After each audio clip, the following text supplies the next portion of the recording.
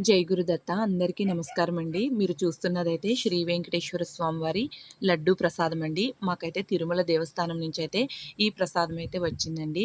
మాకైతే చాలా చాలా మిరాకిల్ జరిగిందండి. ఆ మిరాకిల్ ఏంటో నేను ఇప్పుడు చెప్తానండి. మా ఇంట్లో అయితే మేము ఒకసారి అయితే వెంకటేశ్వర స్వామి 7 శనివారాల వ్రతం అయితే చేసుకున్నాము. రెండోసారి అయితే మొదలు పెట్టుకున్నామండి. రెండోసారి 4 శనివారాలు చేసేటప్పటికి మా పాపకి లడ్డూ ప్రసాదం అయితే తినాలనిపించింది. మేము అలాగే తిరుమల వెళ్ళాలని కూడా అనుకుంటున్నాము. అయితే ఇంకా వెళ్ళలేదు. తనైతే లడ్డూ ప్రసాదం తినాలని చాలా అనిపిస్తుందమ్మా అనైతే నన్నడిగింది. స్వామివారి అనుగ్రహం ఉంటే ఎలా అయినా మనకైతే లడ్డూ ప్రసాదం వస్తుందిలే అమ్మా అనైతే నేను చెప్పానండి.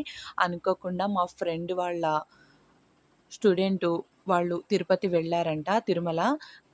ఆ అబ్బాయి అయితే మాకు తీసుకొచ్చారండి. మా ఫ్రెండ్ అయితే మాకు పంపించారు ఈ ప్రసాదం అయితే. మాకసలు చాలా చాలా మిరాకిల్‌గా ఉందండి. మా పాప అడిగిన నెక్స్ట్ డేనే మాకు వాళ్ళు కొరియర్ చేశారు ప్రసాదం అయితే. ఒక 3 డేస్‌లో అయితే మాకు ప్రసాదం అయితే మా దగ్గరికి చేరింది.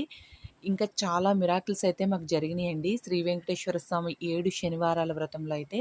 అలాగే మేము దత్తారాధన కూడా ఎక్కువ చేస్తామండి. మా కులదైవం అయితే వెంకటేశ్వర స్వామి. మేమైతే దత్త ఉపాసన అయితే చేసుకుంటాము. ఇదైతే మాకు చాలా మిరాకిల్‌గా ఉంది.